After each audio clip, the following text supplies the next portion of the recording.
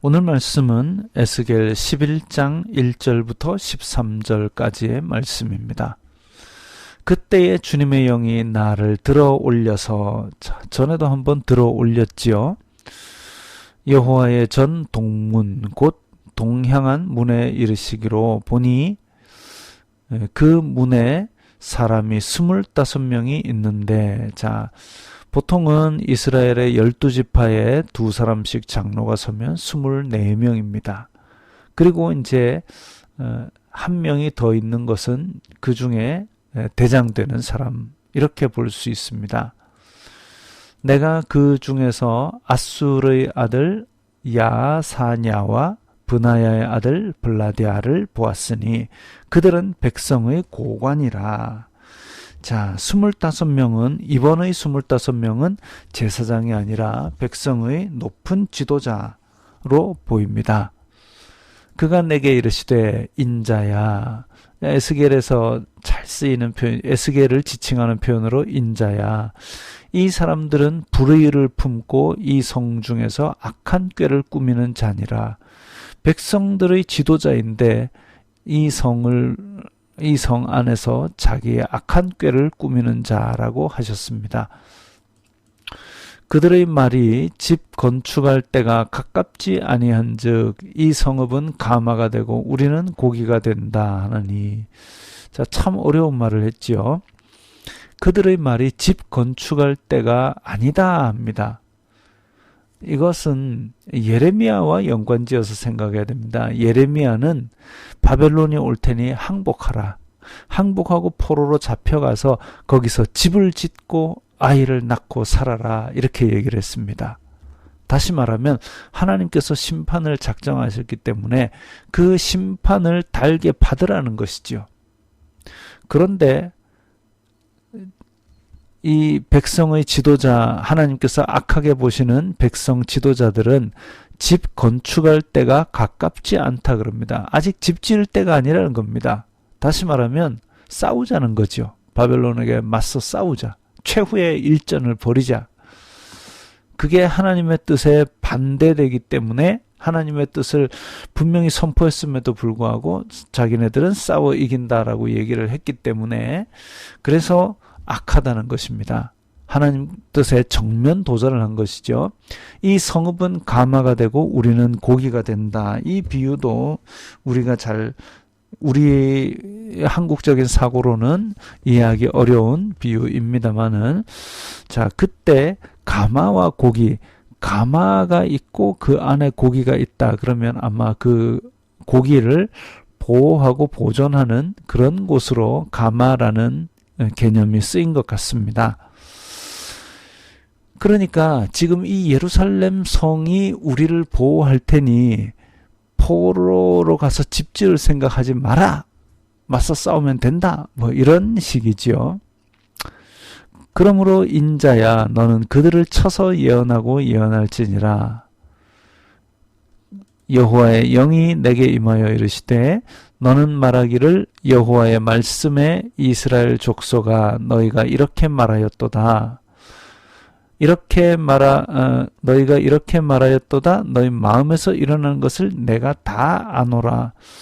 하나님께서는 지금 떠나고 이 성읍을 버린 것이 아니라 너희 마음에서 일어나는 것을 하나님께서 다 아신다 그랬습니다. 사악한 꾀로 백성들을 꼬드기는 것도 다 아신다. 그렇기 때문에 우리는 너의 말과 마음의 묵상이 주님 앞에 기쁘게 받으실 만하게 되도록 그렇게 애써야 되는 겁니다. 근데 우리는 또 앞에서 읽었던 이스라엘 성전 안에서부터 성전 벽 안에서 성전 안에 은밀한 곳에서 성전 안에 공개된 곳에서 다 우상 숭배하고 하나님 앞에 죄를 지었던 것, 그리고 그들의 마음 중심에 있었던 것을 하나님이 다 아시는데, 너희가 이 성읍에서 많이 죽여 그 거리를 시체로 채웠도다. 그 이스라엘의 지도자들이 잘못된 지도로 인해서, 하나님을 대적하게 만드는 지도로 인해서 차라리 예레미야의 예언처럼 바벨론이 쳐들어올 텐데 그것은 하나님의 심판이니 우리 항복하자. 항복하고 목숨을 건지자. 그래서 포로로 잡혀간 그 땅에서 집을 짓고 아이를 낳고 그 벌을 기쁘게 받으면 하나님께서 아브라함과 이삭과 야곱에게 약속하신 그 약속을 기억하사 다시 회복시키시리라 말씀하셨는데도 불구하고 말을 안 듣습니다. 그래서 백성의 지도자라는 사람들이 이 성읍을 잘못 지도해서 바벨론에게 대적해서 싸우자. 가마같이 우리를 보존하는 우리의 예루살렘 성이 있다라고 지도하는 바람에 많이 죽게 된다. 그래서 너희가 이 성읍에서 많이 죽였, 그 거리를 시체로 채웠다고 말씀하십니다. 그러므로 주 여호와께서 이같이 말씀하셨느니라. 이 성읍 중에서 너희가 죽인 시체는 그 고기요, 이 성읍은 그 가마인데, 자, 가마 안에서 보호받는 고기가 아니라 이제 다 그 시체가 되어버렸다는 거죠.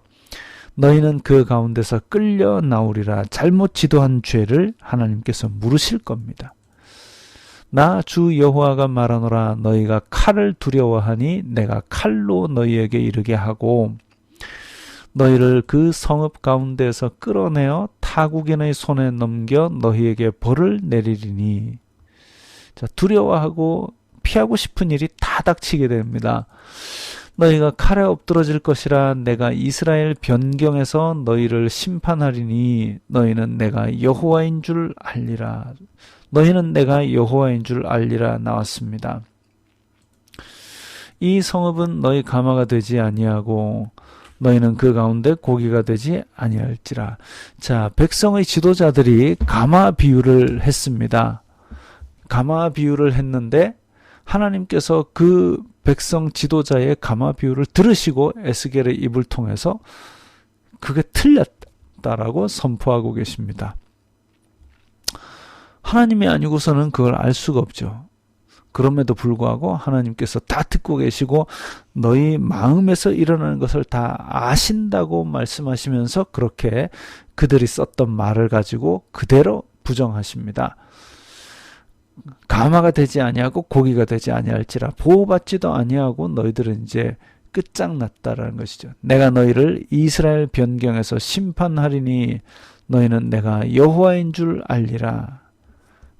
심판의 목적은 여호와인 줄 알리라라는 겁니다. 너희가 내 율례를 행하지 아니하며 규례를 지키지 아니하고 하나님의 백성인데 하나님께서 주신 법을 안 지켰으니 너희 사방에 있는 이방인의 규례대로 행하였느니라 하셨다 하라.